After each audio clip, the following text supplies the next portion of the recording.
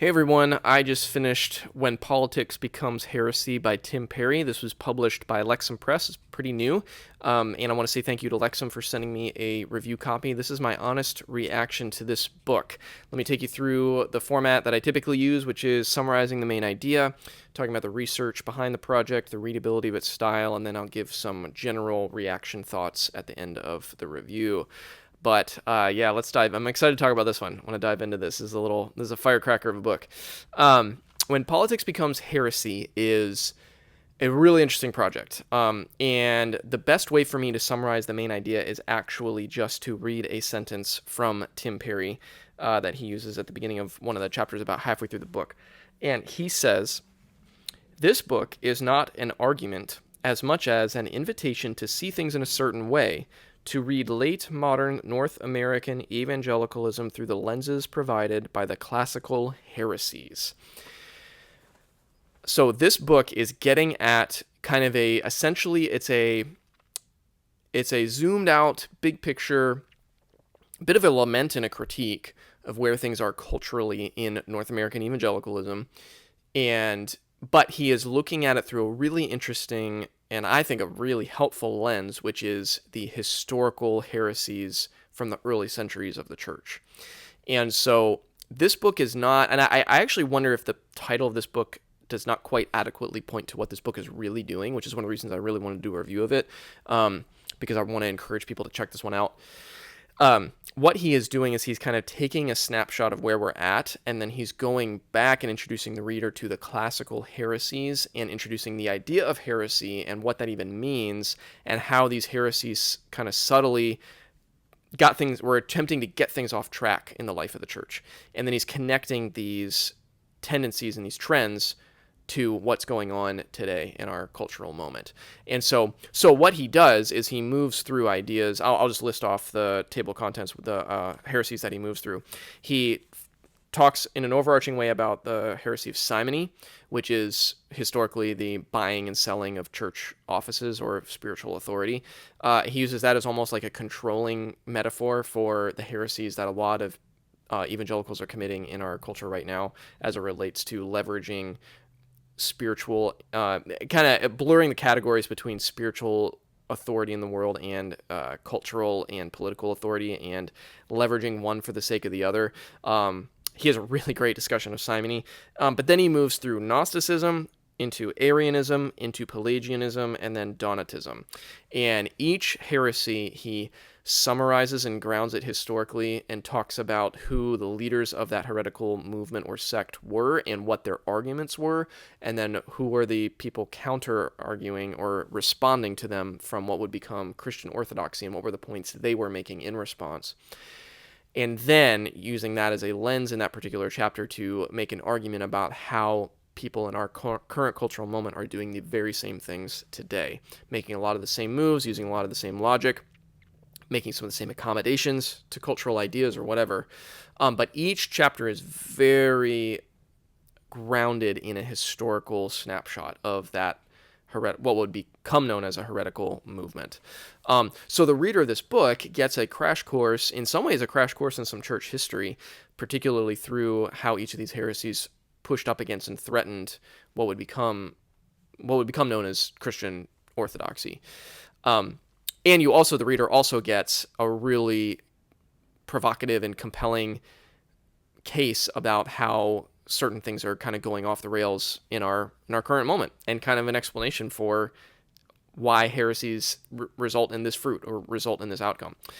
So that's what Politics Becomes Heresy is all about. It is not a one-sided critique in terms of right or left as they're construed in our political climate. It really is not that. It is very much an above the fray kind of a cru de coeur or a lament about kind of people on all sides of all sorts of political issues. I'll say a little bit more in my reaction about how he handles that, whether he's successful at being above the fray in that way. I think he is, but I'll say more about that at the end. That's what it's about. That's what the main idea is.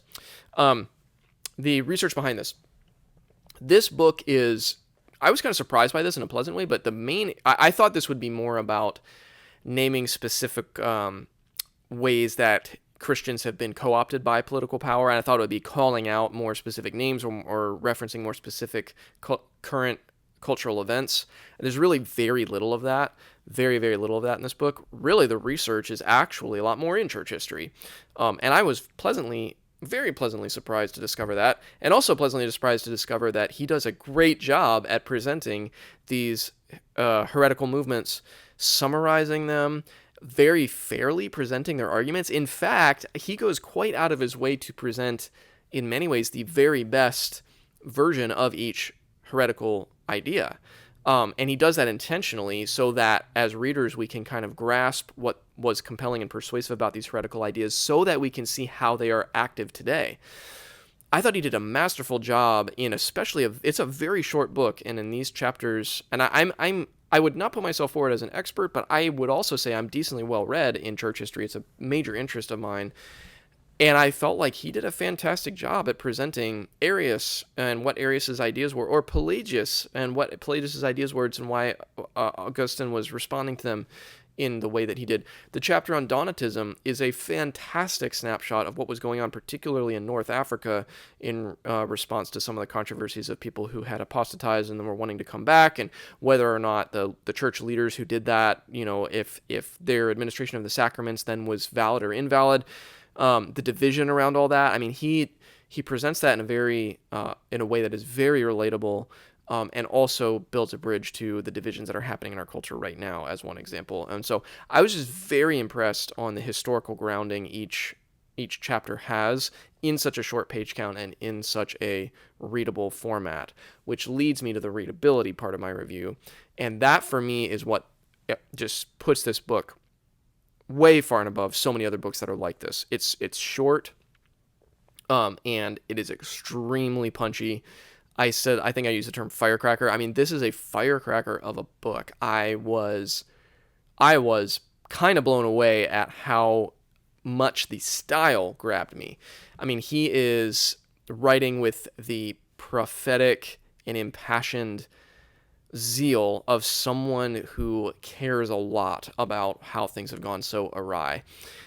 But, and this is an important qualification there, sometimes books will be labeled prophetic, or they'll be, talked about as having kind of a fiery tone.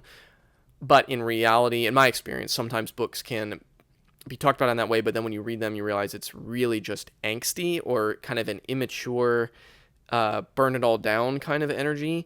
And that is not, in my humble estimation, that is not what this book is. This book has a zeal, but it has a zeal that is seasoned and tempered with confidence and maturity. And I think that has to do with the fact that Tim Perry has some significant time and seasoned experience in ministry. And he also has some academic chops too. And I just felt like he struck a balance of truly prophetic, like standing apart, calling out what he sees as wrong and what's worth lamenting, but he does not tip into what I would call a more of an immature, angsty ranting. It's very strong and poised and confident and seasoned with that academic and ministry experience and expertise, and just not weighted down. There's like a fiery energy to this book that propulses the reader through to the end. That I was just totally absorbed by it and moved by it on kind of a soul level. And so for me, the readability is what I like the concept of this book and the lens that he's using, that classical heresy and church history lens. But then when you add the readability of it and the style of it, that just knocks this book up another level to me, which leads me to my reaction. I love this book. I loved this book. I was blown away at how much I love this book. It took me totally off guard. I have to be honest, when I saw the title, I was interested in it because I am interested in books that study our cultural moment. When I saw the title, I did a little bit of a cringe. And I thought, oh man, another book lamenting. I'll be honest, I thought going into this was going to be another book lamenting particularly the rightward turn and the ways that, evangelicals are so kind of wrapped around the Republican expression of politics in our cultural moment. And there's just been so much writing about that, and I've read so many books about that, the history of that, and lamenting the reality of that. And I do lament the reality of that, but I just thought, oh man, do I really want to read another book about that? And I think the fact that I was going into this book with that posture is part of why I was so blown away and refreshed by it, because it's just 100% not that. So I already commented on how much I love the style, but I want to give one or maybe two examples of the style, and to also put some more heft around my contention that I think he does stay above the fray in a way that I think is very helpful. And so what he does is, in all of these, and I think he does this very wisely, he mostly stays away from name calling or cherry picking quotes from political leaders. Like, there's no quotes from Trump in this book, for example. He doesn't get into this side or that side. Here's an example of whatever error. He more stays above the fray and just uses that lens of heresy as to say these are the deep spiritual and theological and just logical pragmatic errors these heretics were making, and then kind of gestures towards how that could be happening in our time and lets you use your imagination for that. But he does give some, in a couple cases, he points towards specific cultural phenomena, but manages to stay above the left-right binary. And I want to give one example of that I think points to the way he's able to do that throughout the rest of the book. So the example I want to turn to is in the chapter on simony, which is early in the book. He gestures towards the fraught and contentious political discussion around marriage and sexual ethics. And he talks about how, uses it as an example and a lens for how we're committing simony because of desiring cultural power, whatever, in our time. But the reason I want to read this passage is because it's an example of, I think, how he stays above the fray and laments kind of all the errors that are happening on all sides of the political equation, so to speak. So, in talking about the ways that left and right have kind of fallen into certain ways of thinking about contending for policies around marriage, he says this: "Who says the sanctification of sexual desire is the primary or sole purpose of marriage? Precious little was written about matters that the Bible considers to be very serious: the protection of women, the procreation and raising of children, the uniqueness of Christian marriage over against other forms from the ancient world, or marriage as a sacrament of Christ's spousal union with the church, and so on.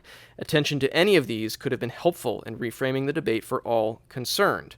And then skipping down the page, he says, "The point is not to take any side, but to suggest why the debate as commonly construed always fails. As above, the Bible is misused to simplify a complex modern issue, to press gang the laity, and to demonize those who disagree. It is making the language of faith serve the apparently more important this worldly language of politics. It is simony."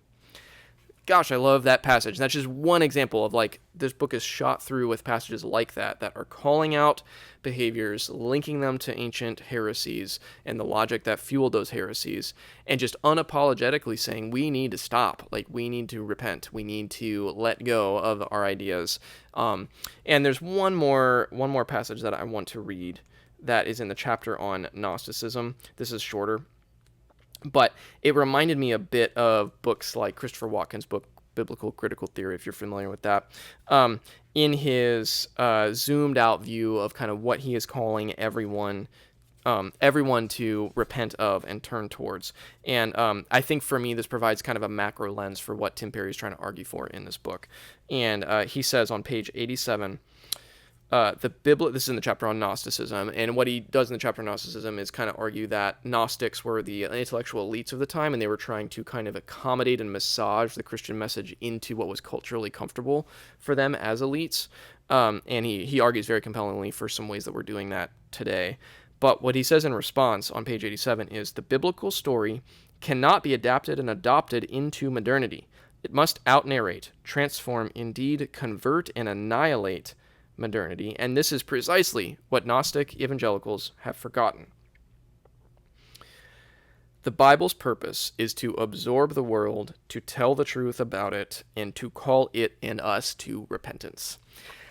There's a lot of things that you can equivocate and nuance there and get into specific interpretive issues there, especially when you use such a generalist term as the Bible's purpose, right? And I get that, and I get all that, but I think in the context of this book, which is kind of this lightning bolt, prophetic lament, I think the language works, and I think he is making broad and correct appeals.